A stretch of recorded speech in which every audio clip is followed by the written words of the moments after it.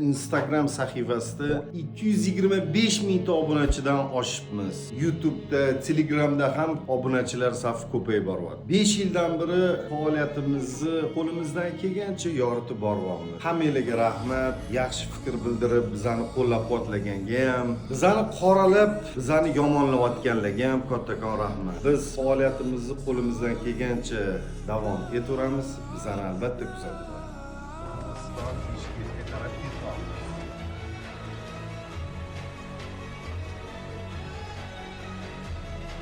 Chaldavar degan chegaradan Qirg'izistonga kirib keldik.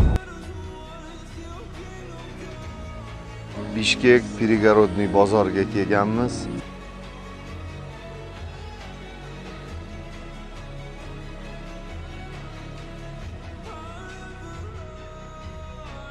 Nima xudo qilib buyurib nasib qilsa, Qorabolta mol bozoriga ham yetib keldik.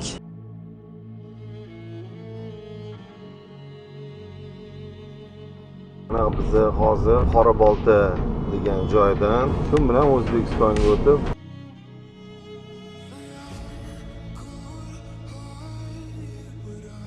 mana biz vatanimizga keldik. Ana qo'ylar ham olib kelyapmiz G'alaquduqqa.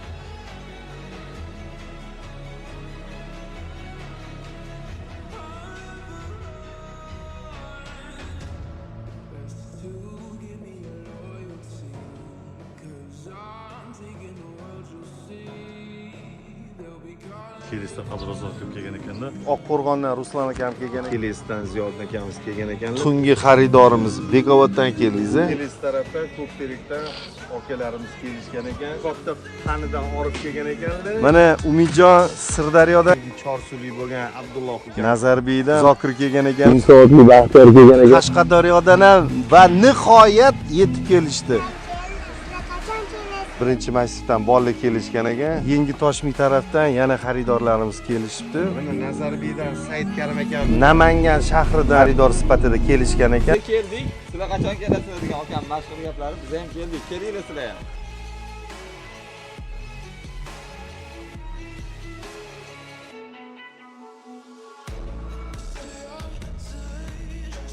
Sajjad akam kelgan ekan To'ytepadan. Hozir Chinozdan Muhriddin ukam kelgan ekan, hozir Ohangarondan kelgan ekan.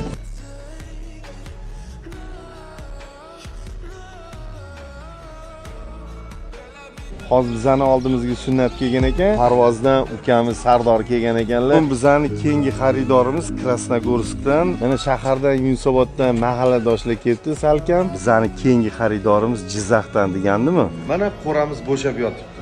Qo'y yo'q. Qirg'izistondan qo'ylar kirmayapti. Ko'pchilik chegara ochildi deb turib harakatlar qilishyapti. Shoshilib qo'ymaydi. Biz So'qliq mol bozoridamiz. Bir necha kundan beri Qirg'izistonda yuribmiz. Hozir Qoraboltadan chiqib, Xudo xolasa Susamir vodiysiga qarab turib ketdik. Asqat uyda 2 kundan beri yotibmiz. Hujjatlar tayyor bo'lishini kutib.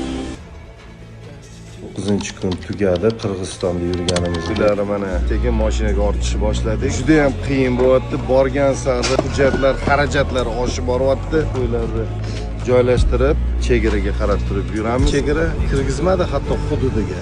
Kechagina olib kelinglar deganlar, bugun yo'q. Qo'ylarni orqaga Asqat uyiga qaytaryapti.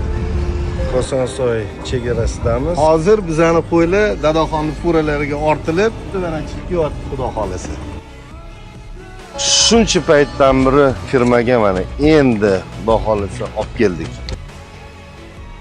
Bir necha oylik tanaffusdan keyin Qirg'iziston qo'ziqo'chqonlarini yana sotish davom etyapmiz. Keyingi xaridorimiz mana Shohobodda Samarqand turist qo'zilarimiz kechagina Qirg'izistondan kirib kelib, endi mana hozir shaharga shtatga qarab keldi. Xaridorimiz bizani qidirib Yunusobodga bizani uyimizga bordi. 1 million atrofida faqatgina mana shu Qirg'iziston chegarasidan O'zbekiston hududiga o'tish uchun. Jon, bizani qayerdan eshitib kelyapsiz? Instagram. Nimaga aynan bizda to'xtadi tanlovingiz? Yaxshi qo'ydi. Yaxshi narsa arzon bo'lmaydi, shuni bilib oling. Qirg'iziston Qorabolta shahriga yetib keldik. Qorabolta jamoasi xudo xolisa taklif etishgan. Mehmondorchilik yuqori darajada. Gap bo'lishi mumkin emas. Ko'rgazma boshlanish arafasida mana shunaqa katta pulga qo'ylar sotilayotganiga ishonishmayapti-da. Oldin bir 10-15 ta arashanchi qo'yadi O'zbekistonda. Hozirgi 300 tadan oshib ketdi. Nima sababdan 300 tadan oshyapti? Qani kuzatib boringlar, Buxorodagi ko'rgazmaga qarab turib yo'llar. Soat 9 bo'ldi. Ko'rgazmani atrofida, har bitta ko'rgazmani atrofida odamlar yig'ilyapti.